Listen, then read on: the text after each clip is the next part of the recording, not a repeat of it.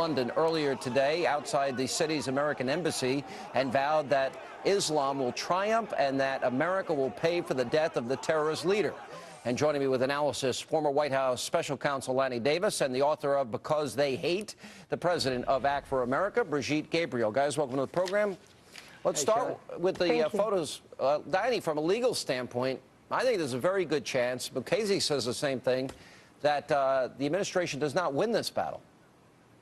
Well, there's a national security exemption in the Freedom of Information Act, and I assume that that's what the Justice Department will argue. But when you have the Department of Defense saying that the military men and women will be endangered by this type of photograph, and when you have the president with an absolute certainty in DNA evidence being able to say that he's dead, I don't think you override your Secretary of Defense on a decision like this, and I think President Obama made the tough call. This is the decision that they've come to, 4 or 5 days after. That was not what they were saying in the beginning. As a matter of fact, the argument that he made, why they didn't just bomb the compound, was that he wanted proof positive for the world, that he could show the world that, in fact, he was dead. Well, Brigitte, let's get your take. Hang on, Brigitte, let's get your take. It's very important to show the pictures of Osama bin Laden. 50% of the war is won through psychological warfare. The other 50 is through military battle. When we go into a battle with our enemy, we do a shock and awe to shock them and demoralize them and show them that we are going to destroy them. When you kill your enemy, and especially someone, a high-value target like bin Laden, you have to show his picture to demoralize the ranks of Al-Qaeda and send a very strong message to Islamists worldwide. You may hide, you may run, but you will be killed, and you will be killed in a very humiliating way, and we're going to show you how you're going to die. Lanny? Well, first of all, to answer your point, Sean, there is absolute evidence that he was killed. If there had been a bomb, that evidence would have been obliterated, namely his body and DNA evidence. So the Not reason necessarily. that this was, well, if you used the kind of bomb that would have had to explode in that level of explosion, there would have been no DNA left to sample. And the idea of going in with the commandos was to get that DNA evidence. And there is no doubt, if he were alive, they can probably say the photo was doctored. And I think what do you make of? Well, they could say that anyway. But what about? Of course. What about the shifting, changing positions of the White House? So, he used his wife as a shield. He didn't use his wife as a shield. He had a gun. He fired. He didn't have a gun. He didn't fire. One thing after another. They can't seem to get their story right. Jay Carney has looked worse than Robert Gibbs, if that was even possible, in terms of him trying to thread the needle and explain all of this. Don't you think we have a right to know?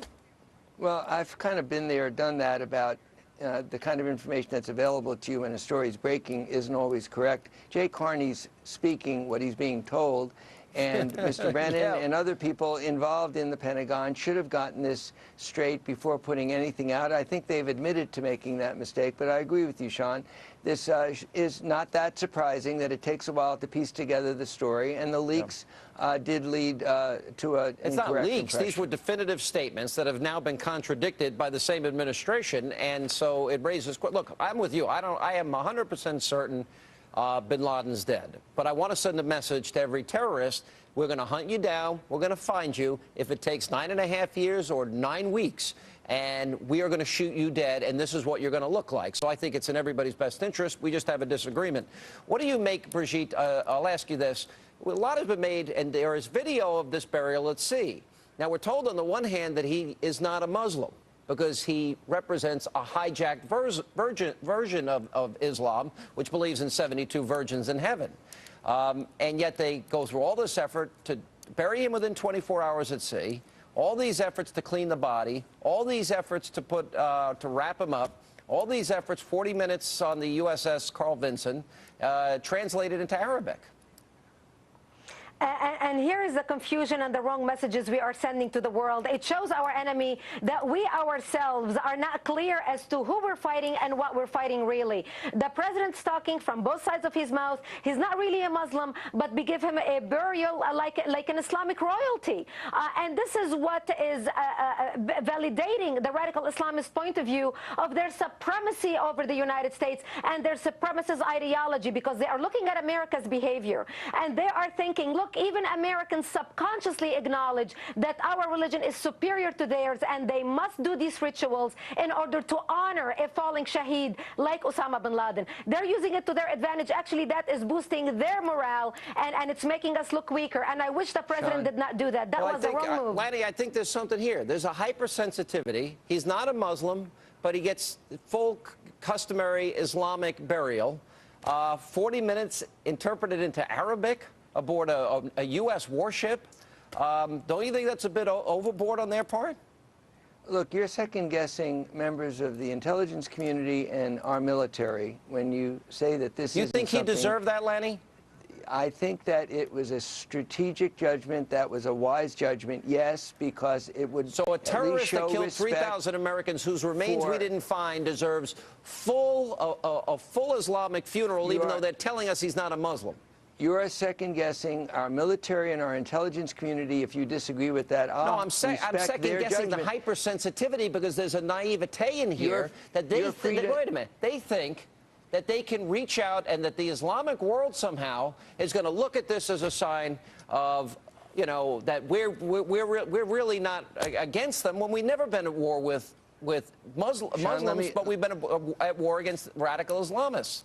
Let me repeat. You're entitled to your opinion, and it's a respectable opinion to guess which way you should go to try to be respectful and let the Muslim world know that.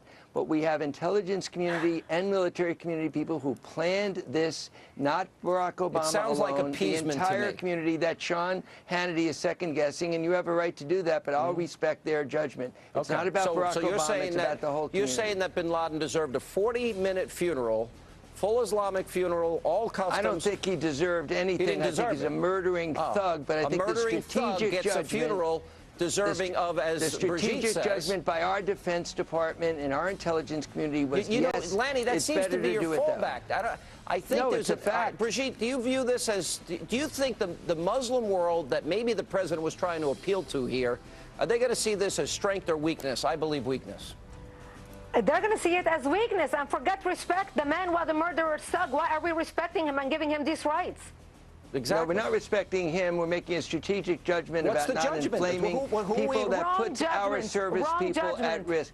And you can say wrong judgment, but you're sitting in a television studio and you're not in the field of battle. I come from the Middle East. And people who are think this was the right decision. I understand Arabic.